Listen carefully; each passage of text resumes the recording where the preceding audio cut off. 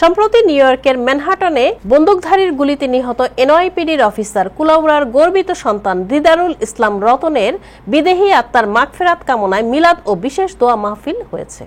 গত 6 আগস্ট বুধবার বাদ মাগরিব নিউ ইয়র্ক ব্রঙ্কসের বাংলাবাজার জামে মসজিদে Kulaura Bangladeshi association of USA ইনকের মাহফিলের আয়োজন করে।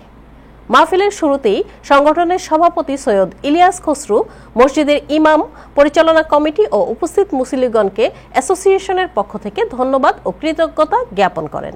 দোয়া শেষে সহসভাপতি লুৎফর রহমান ও ভারপ্রাপ্ত সাধারণ সম্পাদক বদরুল ইসলাম মিন্টুর তত্ত্বাবধানে শিরনি বিতরণ করা হয়।